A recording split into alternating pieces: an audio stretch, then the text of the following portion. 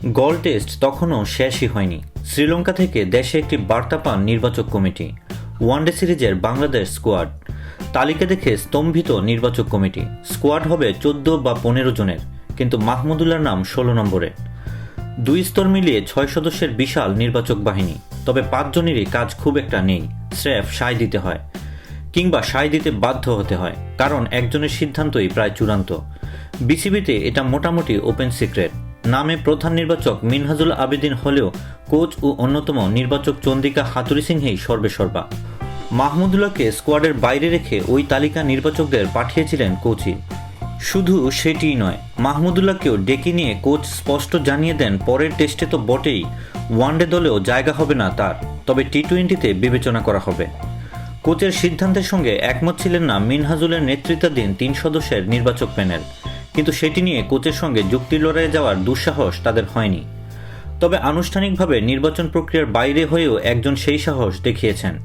বিসিবির একটি সূত্র জানিয়েছে, অধিনায়ক মাশরাফি বিন মুর্তজা নির্বাচকদের সাফ জানিয়ে দেন মাহমুদুল্লাহ দলে না থাকলে শ্রীলঙ্কায় যাবেন না তিনি। টেস্ট দলে জায়গা হারানোটা সময়ের দাবি হলেও ওয়ানডেতে মাহমুদুল্লাহর বিকল্প দেখেন না অধিনায়ক।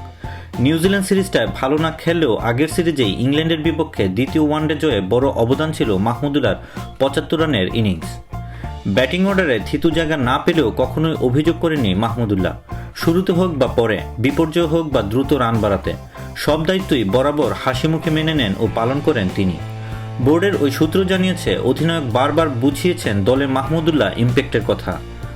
অপেক্ষা ছিল বোর্ড প্রধান নাজমুল হাসানের দেশে ফেরার। তিনি ফেরার পর চলতে থাকে আলোচনা।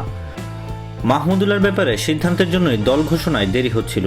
এর মধ্যেই সোমবার সকালে কলম্বোতে টিম ম্যানেজার খালেদ মাহমুদ জানিয়ে দেন দেশে ফেরত পাঠানো হচ্ছে মাহমুদুল্লাহকে, যেটি অনেকটাই নিশ্চিত করে দেয় ওয়ানডেতে এই মিডল অর্ডার ব্যাটসম্যানের না থাকাটা।